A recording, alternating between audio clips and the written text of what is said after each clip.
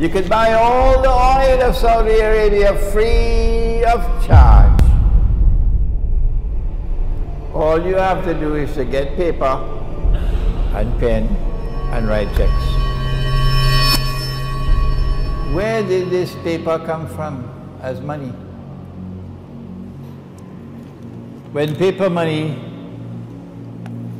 first came into being, when the Bank of England was established, 17th century, it came into being in the form of a check, or at that time it was called a promissory note, check. So I write a check, you can go and cash it. Provided that you can cash the check, no problem with the check. But if I'm writing checks and I don't have money in my account, I went to the showroom, saw a BMW motor car, wrote a check, took the BMW, I drove out.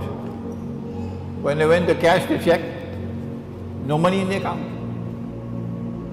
That's called fraud. You go to jail for that. So at the beginning, paper money were like checks. The problem was that the bank that was issuing the paper would sometimes issue more checks than they had cash, cheating, and hoping and pray that everybody would not come to cash the check at the same time. What Britain did was what the banking system is now doing. The bank has so much money, that's all, but the bank lends 10 times more. It's called fractional reserve banking. It is unjust. It is a system of legalized theft. But they established the Bank of England to become the big thief of all. And so the sterling pound is riding high. Britain can lend, Britain can become the money lender of the world.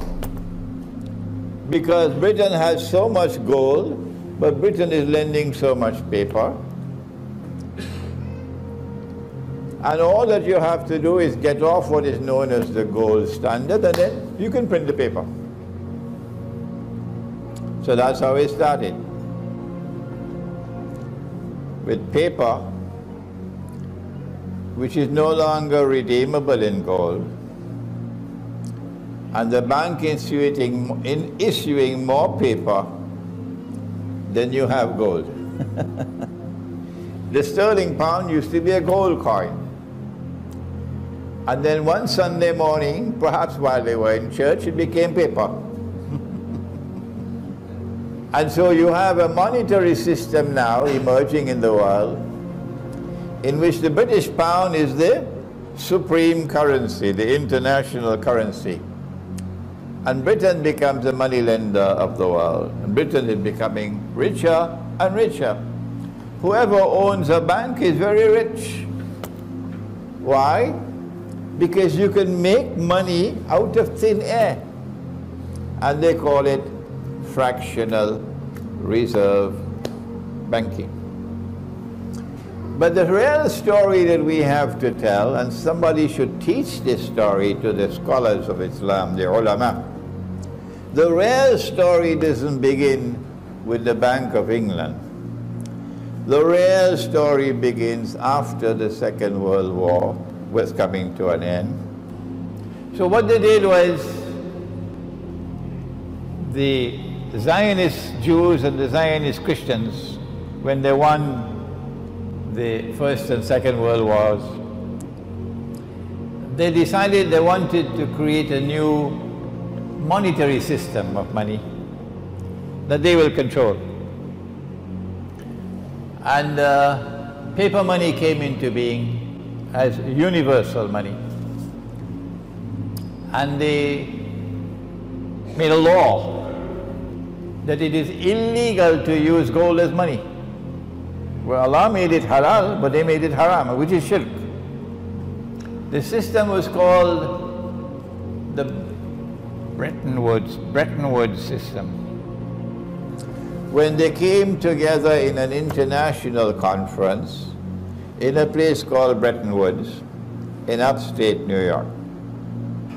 And Britain went to the conference as, you know, His Imperial Majesty, hoping that they'll be able to salvage something for the sterling pound. But the time had come for Pax Britannica to go. And the time had come for Pax Americana to replace Pax Britannica. And they agreed that they will take one paper money, only one, and you could cash it for gold. It's called redeeming in gold. And because they wanted the United States to become the new ruling state in the world, replacing Britain, they chose the US dollar. So at Bretton Woods in 1944, the United States formally replaced Britain when the US dollar was chosen, that only this paper could be cashed.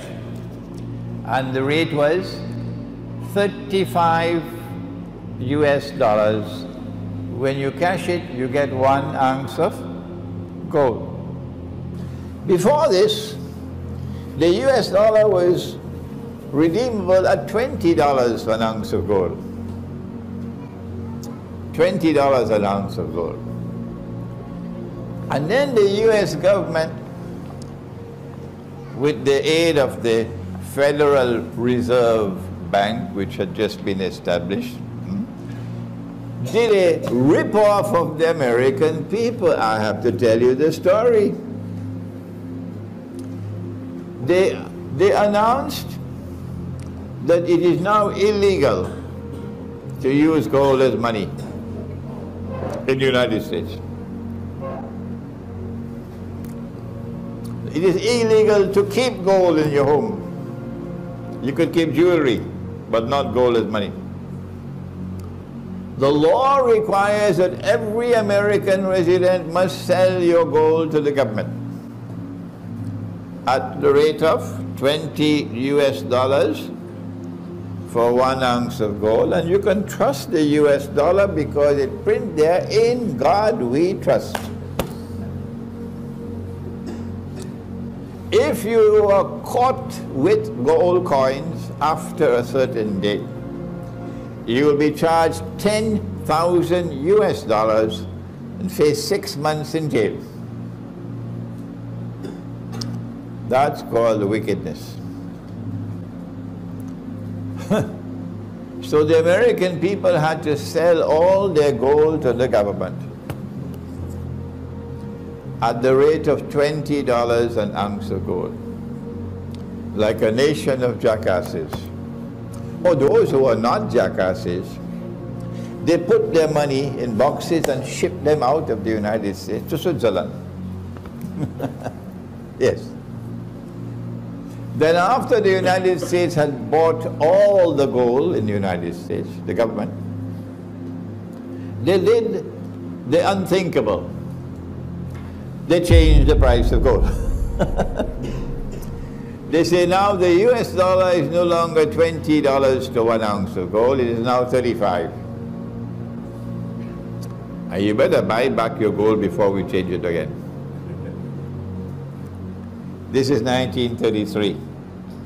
And the American people had to rush to buy back their gold at $35 an ounce, and in the process, Uncle Sam ended up with 40-something% of all the gold in the United States, free of charge. You know, if you buy a gun, before you actually use the gun in battle, you'll want to test it. To go on a shooting range and you trial run. What happened in 1933 was trial run by the Federal Reserve to see if the system will work. That by changing the value of the paper bring it down lower from what it was is sometimes called devaluation. Devaluation. When the value of the paper fell from 20 to 35, there was a massive transfer of wealth from the American people to the government. 40-something% of the gold was transferred. This was done at a national scale to test the system before it starts operating internationally, before it starts operating around the world. It's like a vacuum that you use to clean the carpet, a vacuum, a suction pump. As the value of the paper money falls, like a suction pump, the Algerian dinar is now at about 105 or 106 dinars to $1. The Bangladeshi taka is somewhere around the same. The Pakistani rupee is somewhere around the same value. The Indonesian rupiah is about 10,000 to $1. And as a consequence, during this period of time, from 1944 until today, the suction pump has been at work, sucking the wealth of our people, making our people poorer and poorer while they become richer and richer. So they started off the monetary system by giving to the United States dollar an unfair advantage. It is the king currency. It is the only money which is redeemable in gold at $35 an ounce of gold. And all the rest of the paper money in the world is linked to the US dollar. You have no legs on which to stand. None. This is what they brought into the world at Bretton Woods in 1944. A monetary system through which they effected the passage from the sterling pound as the international currency to the US dollar to replace it. That is Bretton Woods. But that was only a fig leaf. The rest of the world of paper money was only paper. You could convert it to US dollars. So when you ask, what is the value of the Malaysian ringgit? No one will say, well, the Malaysian ringgit is worth so many Pakistani rupees. Huh? Or the Malaysian ringgit is worth so many Bangladeshi taka. No! Malaysian ringgit is worth so many US dollars. Huh? Because all the rest of the paper money in the world must now make sajda before the US dollar. Good. The problem was that the law permitted you, if you were a central bank, not Imran Hussain, if you were a central bank, the law permitted you to take the US dollars and ask the American government to give me the gold. The law permitted it. No central bank will be so stupid. No central bank will be so stupid to ever come with US dollars to ask for gold. They're all scared. So the system is designed to allow the United States dominance in the world of money. So all of these paper money which have no redeemability in gold are all bogus and fraudulent and haram, all. And only one leader in the world, his name was General Charles de Gaulle. he was not at all happy with an unjust monetary system which gave an unfair advantage to the United States over France. Charles de Gaulle was not so much concerned about the fact that you could take paper and make money. What he was concerned about was this was advantageous to the United States and disadvantageous to France. So he decided to sabotage the system. So he kept on giving the United States dollars and demanding the gold. Nobody else dared to do that. Nobody else dared to do that. Because you know, the United States has a big stick. But Charles de Gaulle kept on doing it until they removed him from power, the Zionists. He stood up in the French National Assembly and gave a powerful address condemning this monetary system. No Muslim leader ever did that. But we have to pause to give tribute to one man. The world has forgotten him, but Imran Hussein has not forgotten him. Finally, in September 1971, after Charles de Gaulle had been removed, the French government again went to the United States with US dollars and demanded the gold. But now the United States realized that the game was up. They had printed too much paper and they didn't have the gold. Normally you should send the United States to jail.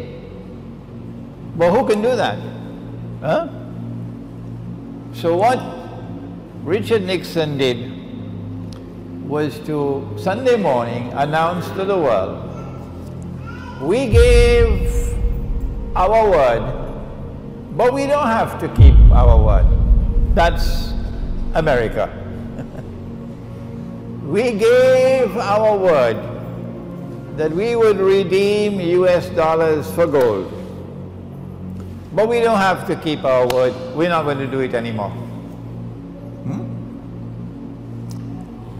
So now, no currency, no paper in the world, none, can be cashed.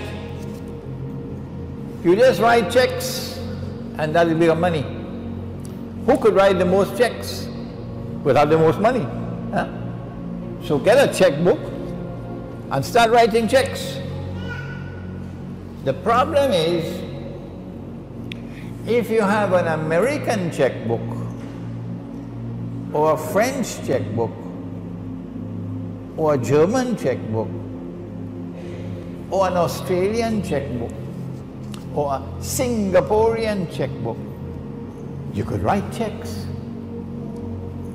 They call it hard currency. But if you have a Bangladeshi checkbook or a Pakistani checkbook, you can write as many checks as you want. You cannot even buy a cup of coffee in Manhattan. See? So now you have a bogus monetary system which gives to the enemies of Islam the capacity to make as much money as they want by simply writing checks and let the donkeys in the world accept the checks. You don't have to work anymore to get money. No! In a world filled with donkeys, all you have to do is write checks. You could buy all the oil of Saudi Arabia free of charge. All you have to do is to get paper and pen and write checks.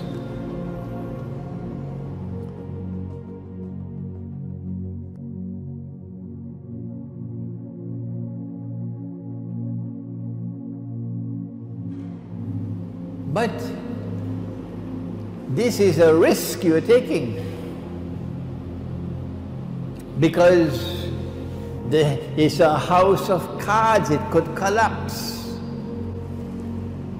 Once you had the gold, you had some security. But now the gold is no longer there. So from 1971 to 1973, they're searching for something to keep the house of cards strong.